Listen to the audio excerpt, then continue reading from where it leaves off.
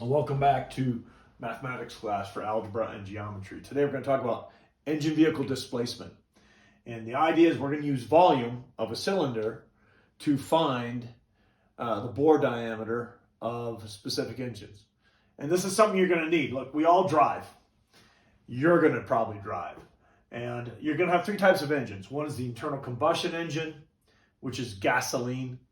One is the compression ignition engine, which is diesel, relies entirely on compression. And then the next one you have is a lithium-ion battery engine. You're seeing electric vehicles go around.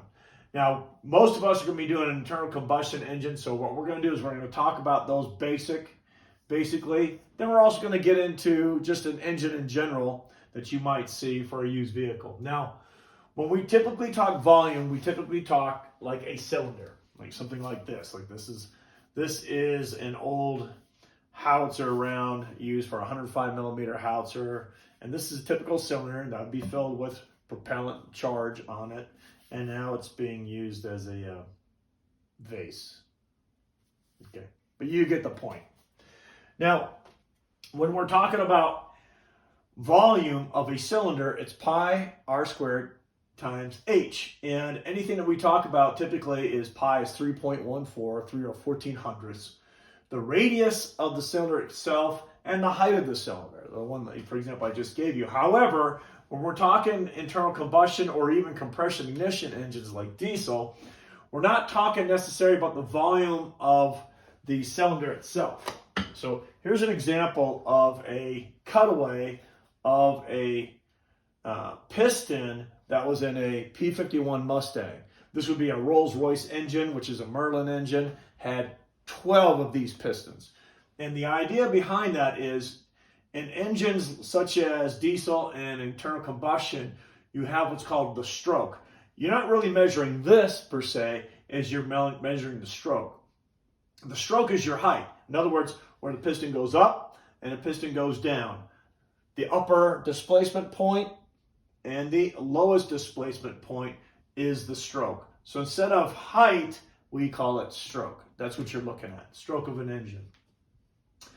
Pi doesn't change, but the radius does change. Like here's the radius of this P51 Mustang. World War II, by the way, if you want to know why they put Rolls-Royce engines into these things, because it gave the P51 Mustang very high performance at high altitudes, which means a lot of power. And so it could outclass the German fighters at the time. Now, at this point, we're measuring diameter here. We're not going to do radius, number one, and which would be half of this. We're going to actually measure the diameter. And when we measure the diameter, we're actually measuring the bore inside the engine, not just the piston itself. So it's called bore diameter. Well, since it's radius squared, we're going to have to divide the diameter by 2, and we're going to have to do it twice because it's squared. So that's how you get the bore diameter. So that is how vehicles, as well as aircrafts like piston engine aircraft, are measured. So when we're talking engine displacement, that's what we're talking about. Now, there's two ways of measuring engine displacement. The old way was in inches cubed, which we're going to do because typically when you buy a used car, it's in the older one. And the other way is new. Well, motorcycles have always used cc, which is cubic centimeters. Engines now are talked about in terms of liters. And you simply divide that cc by 1,000 to get your liters. Why is volume of an engine important? Well, the higher the volume typically means more air will be used and more gas is burned. And typically they always say it's more efficient, but more gas is burned, which also gives you more power. All right. Now, if you go back to the engine diagram that I have, remember what the stroke is. The height of the volume is the stroke. So if you notice here, volume of the engine displacement versus volume of cylinder has now been modified. Now, in an internal combustion engine, you have gas, air, and a spark plugs. For example, a 6-cylinder engine, certain spark plugs go off as the engine comes down and comes back up. The spark hits, pushing the engine, the piston constantly down. That drives your power. On a 6-cylinder engine, there's a firing sequence, so it's done right. And you can kind of hear when you go to get a used car, if the engine is not firing properly, then there's a problem. And I think there's like a sequence, I think for 6-cylinder engines, like 1, 5, 3, 6, 2, 4, something like that, when the position of the pistons. So if you got a 4-cylinder engine, not as much power. If you got a 6-cylinder engine, a little bit more. Typically, that's when we start seeing trucks with these. And of course, 8-cylinder, you see big trucks with these, right? It has a lot of power because you need it because you're dragging stuff. You're doing work with them.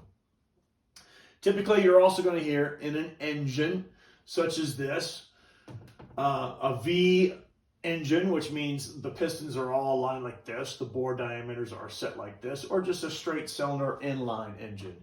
Out here in Colorado, people like to use Jeep Cherokee, so an inline 6 you will hear. That's just a straight engine.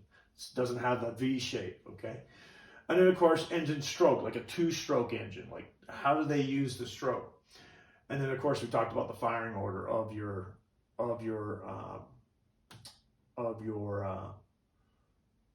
like 1, 5, 3, 6, 2, 4 of your spark plugs.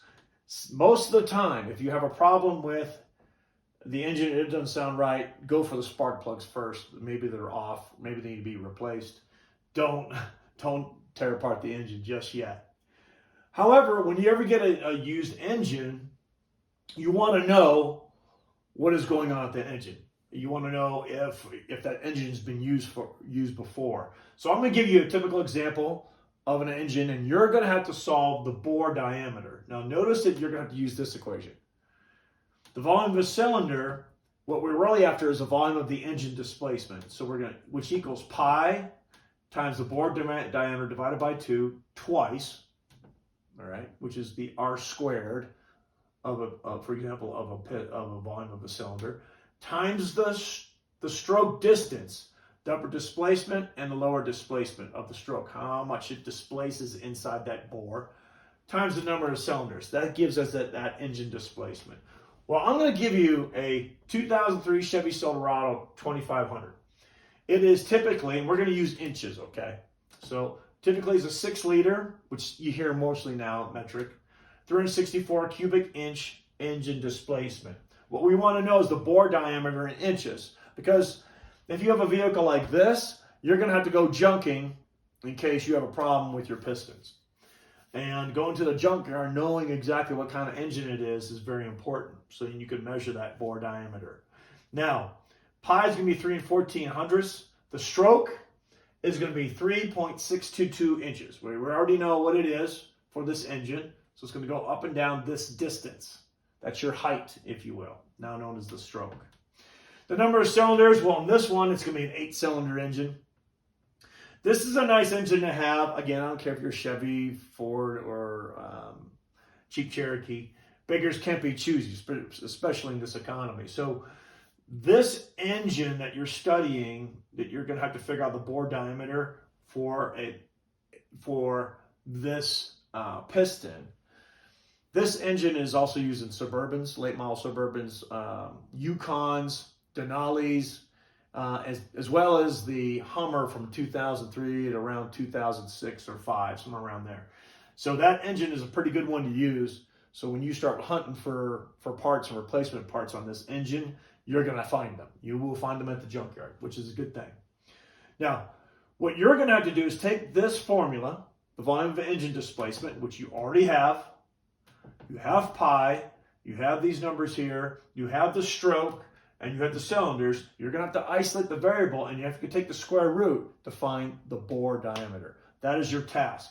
The key that I want to see is you show work. So when you send it back to me in email with your page, show me what you've done.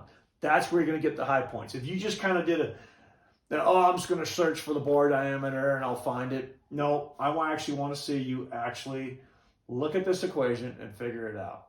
You're going to need to do this a lot more when you go to the junkyard.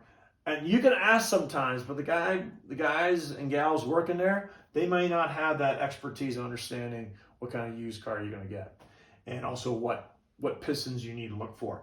The only thing I'll say that's not on here is that this is typically iron heads, okay? So this is typically going to be an iron system. Nowadays we see a lot of aluminum, and just be careful of that. Just watch out what kind of metal you're using. But really what I want to know, show me how you derived to find the bore diameter. What is the answer? But show me your solution, how you got there. See you on the high ground.